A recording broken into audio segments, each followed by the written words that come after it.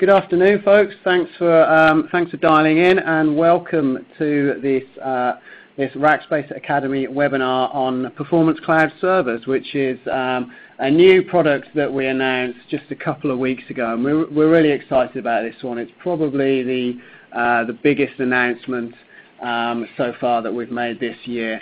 I'm joined today by my colleague from the Rackspace International Product Team, Steve Dixon. So, Steve, do you want to just say hello and introduce yourself quickly? Yeah, hi guys. As Gary said, I'm Steve Dixon, one of the international product managers here that was responsible for overseeing the delivery of the new performance servers. Okay, thanks, Steve. For the agenda for today, we're going to cover some of the background. We'll talk about the history and how we've come to be where we are today. Steve is going to take us through some of the background. We will talk about the technology behind Performance Cloud Servers, how they're designed, and why we've made some of the decisions we have. We will then run through a demonstration of functionality, how you create a cloud server, some of the considerations that you need to make depending on your use case and the workload that you have in mind. And as we go, we'll deal with any questions. So if you have any questions, this is a listen-only webinar, but if you can submit questions using the chat functionality on the left-hand side of your screen, and we'll be answering those questions at a couple of points during the event. So we're going to kick off, and I'm going to hand over to Steve. Thanks, Gary. So yeah, as Gary said, what we'll do is we'll just do a little bit of the roadmap as to what basically got us to the point where we're now at with our performance servers. So I've got a very, very small PowerPoint presentation to go through before we actually get on to the exciting stuff of doing the actual demo, the fun stuff as I like to call it. Okay, so starting off, back in 2009, Rackspace decided that we needed to get a cloud product to market. So back in 2009, we successfully launched what we now lovingly refer to as our first generation Rackspace server product. And again, at that stage, it was very basic functionality. It was the ability to spin up cloud servers. And in 2009, cloud was still very much a buzzword. People weren't really sure what to do with it, and they were very much in the experimental phase. What we then do is we move on to 2010, where Rackspace actually partnered up with NASA to start forming the OpenStack open source cloud platform. The drivers behind that was based on our experiences of our initial cloud launch, is that customers were expressing concerns about vendor lock-in. They were concerned that if they were building their platform applications with a particular vendor, they were going to be locked into that vendor and not have the true flexibility that cloud offers to be able to move or port your applications from one vendor to another, depending on how your needs are actually dictated. The other benefits and beauty of the OpenStack open cloud platform is the fact that it's a truly open source driven community. So it's always kept up to date and innovated by a massive developer community and support community, conforming to the classic open source environment. And so that's in 2010. We partnered with NASA to develop OpenStack. It was then, after about a 1.5 to 2 year incubation period, that we actually deemed that OpenStack was ready to be used in a commercial environment. So around April 2012, Rackspace launched what we then called our next generation cloud servers. Again, these servers were an evolution of our first generation servers. However, these were built purely on the OpenStack cloud platform. And it did derive some basic benefits. As you can see here, the main benefits of our next generation cloud servers were the fact that it was fully built on the OpenStack project. And we also found that our server build times and our API performance were actually twice that of our actual first generation servers. However, after launch, we found that it still wasn't delivering quite what we wanted, well, what our community were actually expecting from the cloud. Our cloud community had come a long way, and they'd actually evolved from the traditional white box environment, which is where you just get one cheap commodity server and scale up 100 websites on that one box. They've actually evolved to want more from their consumer utility-based computing. So you can see here we've got some of the feedback that came from actual customers. We had things like users wanted uninterruptible service, and mentioned the fact that interrupted service was going to be costly. The main drive was they actually wanted performance from their applications. Historically, cloud maybe wasn't geared for delivering the performance that people come to expect from their actual dedicated physical servers. Next comments were, as you said before, any second in delay or downtime, a client could potentially lose a customer. And the next bit of feedback was people needed high IOPS. They needed their cloud servers to perform as dedicated boxes, as proper physical hardware, and perform in that high input-output fashion. The key takeaway from that was, in a nutshell, that performance now mattered to customers wanting to run their environments in the cloud. So something had to change. Having canvassed our developers and architects, which were now our key markets, we found that, as an extension before, people wanted to be able to architect their solutions faster. They wanted to be able to build their environments faster, start deploying those environments a lot faster, and they also wanted to be able to scale faster. And the scale faster bit was one of the most important drivers. They wanted to getting their environments to just go to market with the minimum amount of capital investment possible, and then as the loads were driven and as their needs expanded, they could actually scale their environments faster, so they weren't spending to over-provision. So we agreed something had to change. So after a lot of work, in November last month, 2013, Rackspace released our new performance cloud servers. They're completely built up on the old OpenStack technology. They're just an extension of our previous cloud servers. However, what we've done is we've gone behind the scenes to look at how we can actually improve the experience, actually increase the performance we actually get from our servers. So to look at some of the key points as to how we've actually managed to deliver this performance improvement, one of the main changes is that every host machine now has had all its moving part drives removed, and any of the drives in our performance servers are all built on extremely fast SSD storage. Again, one of the benefits there as well is we also use RAID 10 in these machines, which means we get the improved reliability, and also you get slightly faster throughput. So a bit more of investment in RAID 10, but we think it was worth it. We've also got a larger RAM in each host, which means in theory for each virtual instance you can go up to a maximum of 120 gig per virtual instance. More processing power in each host, therefore if you want to, you can take your instance up to 32 vCPUs if you want to start doing crunching, large data crunching. And another really important change is that we've increased the network throughput to each host quite dramatically, to the point where if you want to, you can actually get a virtual instance that runs at 10 gigabits per second, which is a massive leap from what we were able to offer previously. Some of the benefits that have been derived from those performance increases is the fact, and again these should be pretty self-evident, is that if you're an e-commerce customer, your website should load a lot faster. There shouldn't be any delay waiting for any websites or transactions to actually go through. Again, if you're using databases or you think about using big data crunching, there's a massive increase in the amount of data IOPS that can be actually performed, so that they're ideal for any large data processing or database transactions. And again, another big use case for using our performance servers is if you're using things that need low latency, so things like media streaming, video content, that sort of stuff, these servers are ideal for it. In addition, if you're using our CloudBlock storage service, the actual connectivity and throughput to any files you've got stored in CloudBlock storage is also greatly improved as well. From this slide, you'll see that our performance offering is actually split into two what we deem flavors. You've got our Performance 1 flavor and our Performance 2 flavor. Beyond the obvious thing that our Performance 1 goes from 1 gig to 8 gig of RAM and Performance 2 goes from 15 gig to 120 gig of RAM, there are some key differences between the two flavors.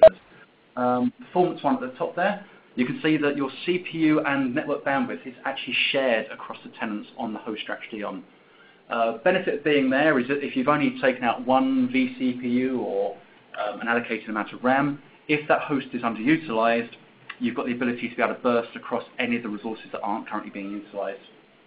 The flip side of that, however, is if you're on a host that for a period of time experiences heavy load, you might find that your CPU or network bandwidth is throttled.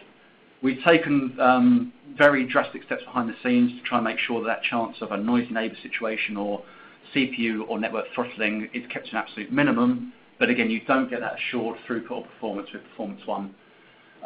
With our Performance 2 offering, however, we don't oversubscribe at all. All resources, for want of a better word, are actually dedicated. So if you take out 4 vCPUs, or if you have 600 megabits per second of network throughput, you're assured that. We don't over-allocate, so you get that assurance. The takeaway from there being is that Performance 1 is great for general purpose processing, so things like web heads or just anything where you're happy to be able to burst but maybe contract a little bit is Performance 1. But if you need that assured throughput for predictable performance, things like web streaming or large data set processing, Performance 2 is probably the way to go because you do get that assured CPU and network throughput. Okay, and if we move on to the next slide, we can see a breakdown as to how the actual performance servers are configured. So at the top, you can see our Performance 1, and you can see that we have a 1 gigabyte entry level, but that's for Linux only. If you're a Windows user, the entry level now is 2 gigabytes. We deemed that the 512 instance that you might have seen before, actually the amount of noise and traffic it generated and the impact that had on other tenants and machines deemed it a not very viable solution moving forward. A lot of our customers were coming in at an entry level of 1 gigabyte, so we decided to phase out our 512 slice and start at 1 gig. You can see there as you go up the ranks between Performance 1 and Performance 2, you get the option to increase the amount of vCPUs you have, increase the amount of memory you have, and increase the amount of memory, the amount of network throughput you get. And as you can see there, the price scales up in accordance to the amount of resource you want to be able to provision. One key change here that you'll notice if you've used one of our previous standard next generation cloud servers, historically everything was provisioned with just one disk, and that disk would vary from X through to Y. Now we have the concept of 2 drives with each server. You've got the system drive and your data disk. You'll see here the system disk, with the exception of the 1 gig flavor, is a fixed constant of 40 gig. And as you move up through the ranks, the only drive size that scales up is actually the data drive. And if we move on to the next slide, we'll explain a little bit about why we decided to make that change. So you can see here that the capabilities, we've got that new disk structure. So we've got the system drive and the data drive. Key takeaways to remember here is that when you're taking snapshots or disk images now, only the system disk is captured. Logic behind that, and we've had this questioned, is well, why have Rackspace decided to only snapshot the first 40 gig of any data drive provision? Reason being there, when we look back at our first slide, is that customers wanted to start using our servers in a cloudy way. They wanted to be able to rapidly scale, rapidly shrink, and basically take high-speed snapshots, all of which having a variable system drive didn't facilitate. So by fixing the system drive to 40 gig, we have that increased performance in being able to snapshot and build and restore servers, which all lends itself nicely to the whole ability to scale your environments. One point to stress here is that if you are using the data drive, because that isn't snapshotted, you should use another Rackspace product like our Cloud Backup Suite, or ideally look at offloading as much data as you can into cloud files and our content distribution network, or use Cloud Block Storage to basically keep your data in somewhere that can be easily recovered should you want to build up a new server. We've also got our faster networking, which again, as we said before, you just get better throughput, so things like Cloud Block Storage or just serving media or content is a lot quicker. And as I said before, there's no resizing available, so if you were used to scaling horizontally, whereby you can increase your RAM or resize upwards with RAM or memory, we now, in a cloudy environment, want you to start horizontal scaling. For example, if you currently had a 2 gig instance and you need to scale it up to 8 gigs, rather than just resize your server up to 8 gigs, we'd suggest you start scaling it across 4 2 gig servers. Benefit there is you get the whole scaling environment, you get resilience, and you're not putting all your eggs into one basket. It's the proper way to cloudly develop your applications. So what we'll do is move on to the next slide where we can actually see our managed cloud pricing. You'll see that in the second column, we look at our standard pricing, what we used to call core pricing, which is where you just pay for the server you're using without the managed support on top of it.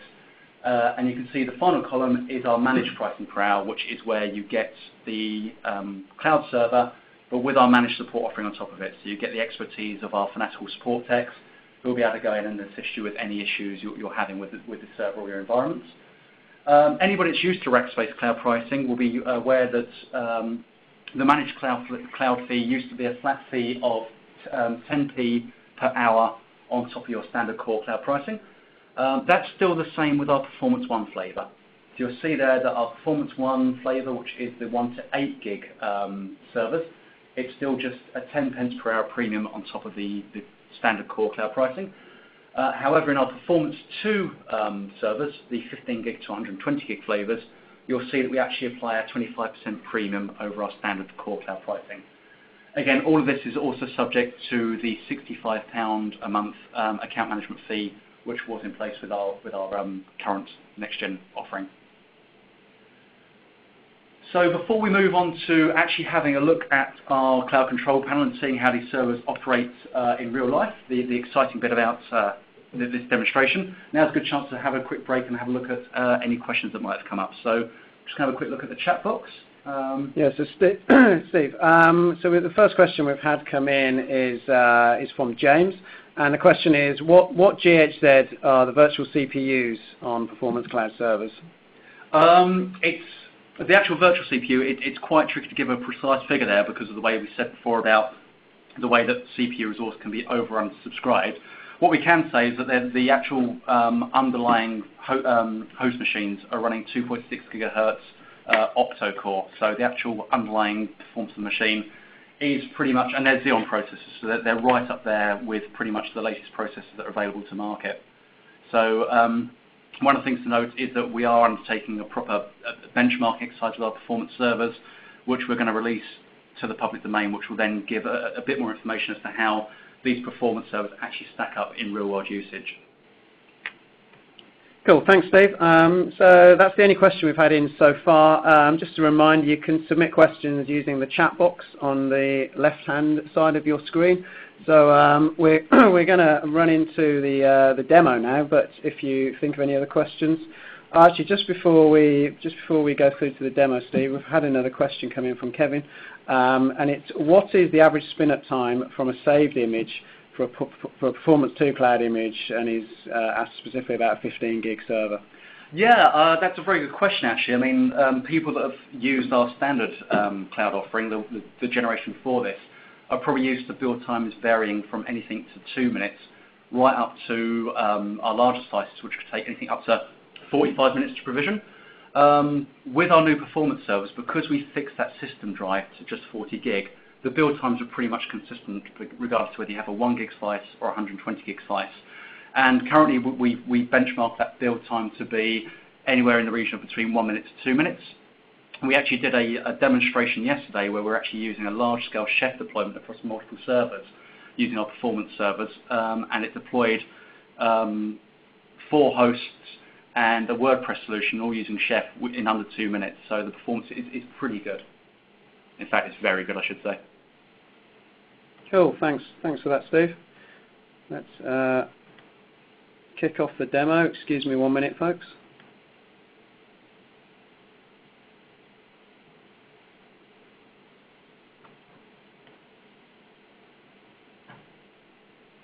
Cool. So here we go. We're hopefully this screen should be familiar to a few of you guys. It's the Rackspace Cloud Control Panel, from which you've got the ability to control your entire cloud environment, your servers, your load balancers, DNS, anything you want to provision in the cloud environment. What I'm going to do is just quickly spin up one of our new performance servers and just show you a few of the things that have changed in the Cloud Control Panel.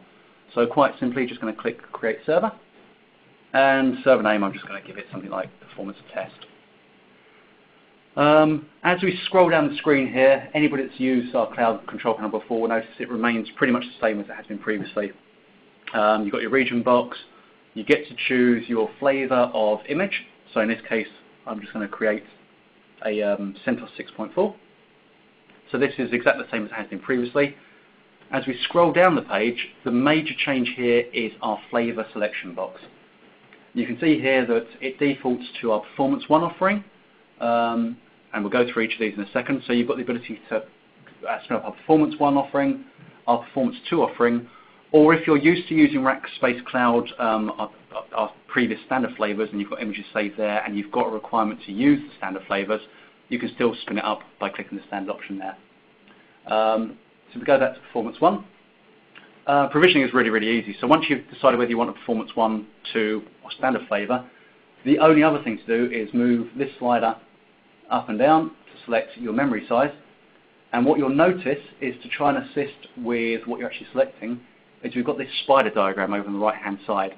And if you watch it as we move up and down, you'll see it shrink, expand and contract into various different areas like vCPU, RAM, network, disk, and disk I/O to indicate what you're actually getting from that selection. So if we look at the 1 gig instance there, you'll see that disk I/O is good because everything's SSD, but you maybe lose a bit on vCPU and RAM. And as you slide it up, you'll see the RAM and network start to increase.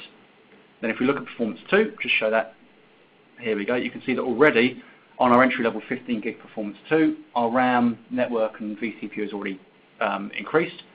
If we slide that right up, you can see there that basically our 120 gig performance server is the best fit for anything you might want to run. So a nice little diagram there to indicate where the performance is being derived. And if we quick look at standard, just show that in contrast, you can see there that with standard, the only thing you can really expand as you move up is the disk and the slight amount of RAM. But again, it doesn't come near to our Performance 1 or Performance 2. So we go back to Performance 1, have a quick look down the options in the middle column here. So the first thing is you see CPUs. So as we move up and down, it tells you how many CPUs you've got.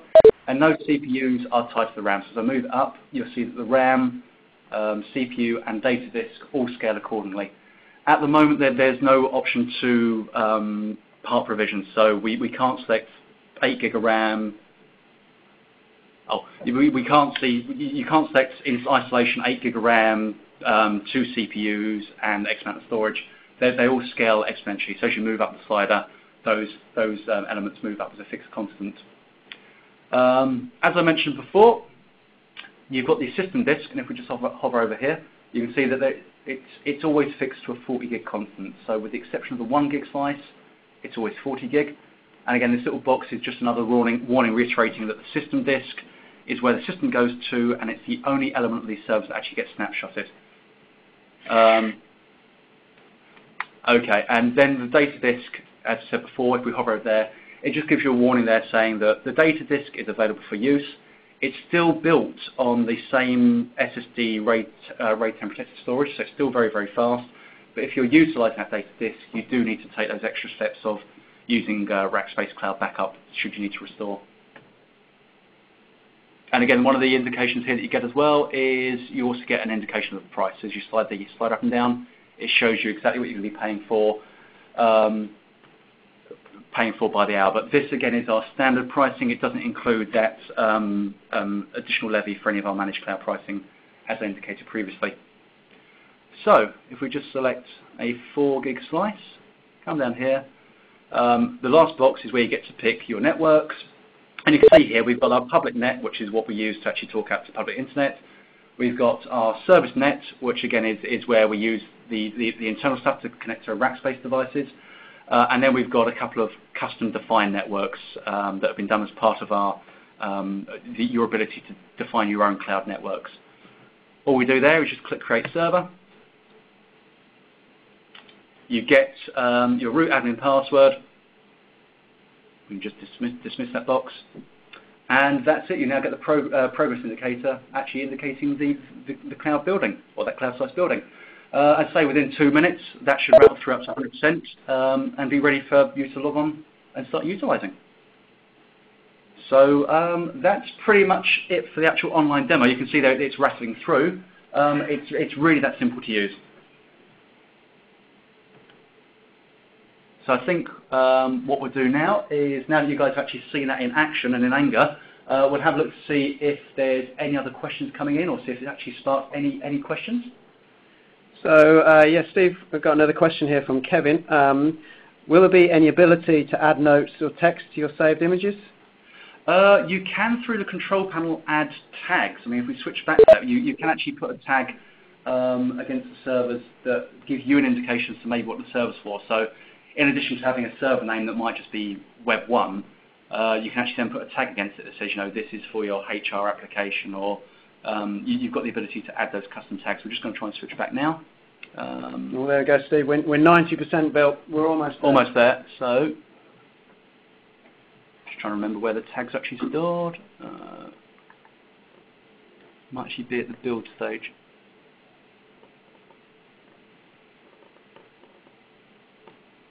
Yeah, because it's still building at the moment, hopefully you guys can see that drop-down box, but once it's finished building, you've got the ability to click that tag server box, and that will basically allow you to define your own custom metadata, as I said before, to maybe give it a bit more of a verbose description as to what that server's actually there to do, or any other information you might want to capture with it. It's purely completely user-definable. Okay. And Steve, whilst we're back in the control panel, I think there was another question there, which was what are the advanced options? So maybe if we go back and sort of go back to the create server screen. Yeah, certainly. See what the advanced options do. So, create server. Down at the bottom of the screen, I think. Yeah, the advanced options, they are there purely from our standard server flavors. What we used to offer is, with our standard flavors, we offered a manual partition or automatic disk partitioning. What that means in a nutshell is, on our standard flavors, if you selected a 160 gig slice, if you selected manual partitioning, it would only provision the first, I think it was like first 40 gig of space, and then you'd have to then go and provision the remainder of the space to utilize it, which gave you a much faster build time. With the automatic disk partitioning, it would expand right across that entire 160 gig, which meant that when the server went live, the entire disk was ready for use, but it took a lot longer to spin up. Reason why those advanced options are grayed out on our performance server options, again, goes back to the fact that only that 40 gig of drive space is provisioned to help build up those, speed up those build times. Cool. Thanks, Steve. So just back on the question around tags, if we go back to the servers list and take a look at another server, so just look at this test server 1, you can see if you just click on the actions drop down and then click tag server, this is where you might want to add in any tags. So this might be a web server running, I don't know, an e-commerce site. So you might just want to tag it web and e-commerce. And then if you go back to your servers list, you can see those tags appear against the server. And what's really neat is you can also filter via your particular tags as well. So if I've got a big long list of servers, but I only want to show web and e-commerce servers, then I just put on that filter there, and it makes the control panel a little bit more usable. Quick point to note there on the tags is, for any of our more advanced users that use the API, those tags currently are only accessible through the control panel. So they're only available through that graphical interface. They won't actually appear if you use an API query against any of the servers at the moment. Okay, so Steve, we've got a whole load more questions, so let's start cracking through them. Is the data disk tied to the instance, or can it be detached and attached to a different server? No, in a nutshell, I mean, the actual data drive is directly attached. It's all part of the same host machine, so that data drive is completely bolted to the actual virtual instance you're running. If you want to be able to attach and detach the storage, that again is where we would advise people to use our Cloud Block storage device. Cloud Block storage, it can only be attached to one server at a time because it's not shared storage, but it gives you that flexibility. If you want to remove or destroy your current server, but take your block storage and mount it to a new server, you can detach it and then move it somewhere else. Thanks, Steve. So here's a big question. Are there any limitations, restrictions, or downsides with performance cloud servers? The only limitations or restrictions at the moment is what I mentioned previously, is if you're used to the concept of being able to scale vertically, scale up. So let's say you've got a 2 gig server and you've suddenly got a need to scale it up to 8 gig. That functionality isn't directly available. What you would need to do is snapshot your 2 gig slice, and then in a truly cloudy way is then spin up another 4 2 gig servers, giving you that total 8, and then remount any data you've got. However, that's assuming that your applications are horizontally scalable aware. If you still want to scale vertically, the only way to do it is again to snapshot, destroy the server, build a new 8 gig server from that snapshot, and then spin it up from there. So that's really the main restriction. Is a lot of people find it a little bit more work or a little bit more effort to actually vertically scale. But again, in the true cloudy arena, you should always be looking at horizontal scaling, not vertical scaling.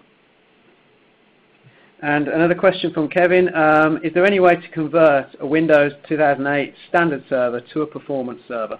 There is indeed, and again what I can do is show you through the control panel. There is quite a big caveat with that as well though. So the actual process of upgrading from a first generation server to a performance server or a standard server up to a performance server is absolutely identical. So what I'm going to do is I'm just going to open up one that we've already got. So here we've got test server. So this one here is a 512. It's an Ubuntu slice, but it's a 512 slice. What I'm going to do is I'm just going to come and take a image of this, create an image, and we'll just leave it as a server name. I'll now go and create an image. That might take a little while to populate. So whilst that actually populates, what we would then do is once it's taken that snapshot image of this slice, which I think is actually building at the moment, yeah, 25% complete. So once we've got that snapshot of that server, what we can do is then go and actually build up a brand new performance server from that snapshot. And once it's complete, I can show you. Unfortunately, the one I'm snapshotting at the moment is probably a bad example because it's one of our standard servers, which takes a little longer to snapshot than our performance servers. Whilst it builds, I'll explain to you that caveat that I mentioned previously about snapshotting from standard up to performance generation. As I mentioned before, our performance servers have that 40 gig system drive space. That is a fixed constant. If you're taking a snapshot from an existing image to move up to performance servers, you need to make sure that your current disk size is under that 40 gig footprint. If it's over that 40 gig, when you try to build a server from that snapshot, it will fail because obviously you're going to exceed that 40 gig limit. So what we'd do there is we would suggest going through one of our many knowledge base articles that explains some of the best practices, one, how to resize your server, and two, how to actually utilize using our other offerings like cloud block storage, cloud files, to start separating out your data from your system partition to get the system drive under that magic 40 gig limit.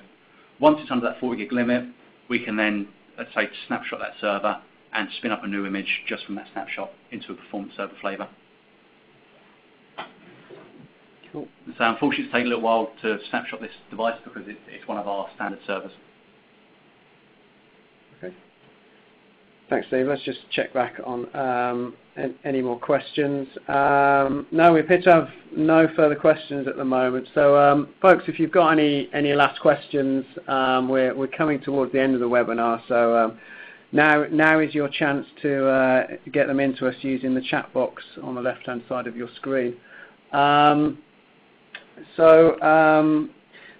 Yeah, I think probably the only thing left for me to do really is just to firstly thank Steve for taking us through Performance Cloud Servers, and also just to talk a little bit about what's coming next for Rackspace Academy. For those of you who are new to Rackspace Academy, we are the people within Rackspace International responsible for helping customers in the wider market understand how to get the best out of our products and services. So we run obviously webinars such as this one, and also classroom-based training sessions and Google Hangouts. So you can find more about us at our webpage, rackspace.co.uk/academy. We've got a couple of things coming up over the next month or two. So on the 5th of December, I think that's next Thursday, we're running a Google Hangout looking at the economics of hybrid cloud. So a lot of businesses out there will be working through your budgets for 2014 and trying to make the numbers stack up. So now's a good time to look at how you can maybe use clouds and hybrid cloud to build a more cost-effective IT infrastructure. So join us next Thursday and hopefully we can help you there. And we have a couple of cloud hands-on training, classroom-based training days. So they're free to attend, and we're running them all around the country. So if you fancy coming along, then please do so. We're running one in Edinburgh on the 21st of January, and then one back down in London on the 27th of January. And we're just actually finalising a date in Birmingham, which is probably going to be the 3rd of February. So a day-long training session. You'll be building a 3-tier cloud-based solution to host a WordPress site. So if that sounds of interest, then you can register at our website. So Steve, just before we wrap up, we have a question. Is there an option to have more than just 5 IP addresses assigned to one instance? Yes, I mean, with most things in Rackspace, there's always an option. However, I mean, as people out there are probably aware, there is now a worldwide shortage of IP4 addresses. So what we'd suggest in that situation is if you have a genuine need for an additional 5 IP addresses, anything beyond the 5 IP addresses, is every account with Rackspace gets a service delivery manager.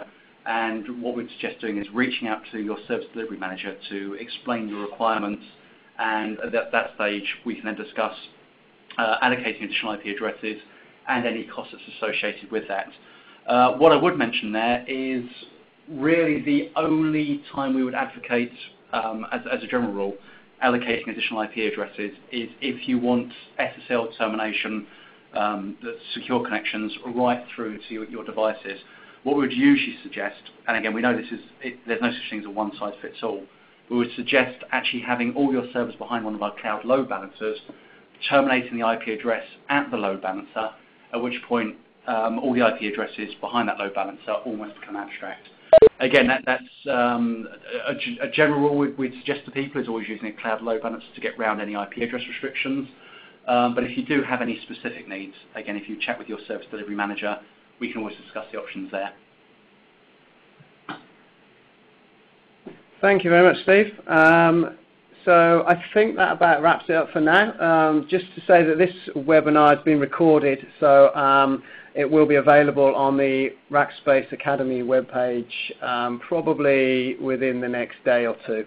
So if you did miss some of the beginning of the webinar due to some of the audio issues we were having, then you'll be able to go back and check out the replay. Thanks very much for joining us. We hope to see you on another Rackspace Academy event very soon. And with that, I'll bring things to a close. Thanks very much. Goodbye.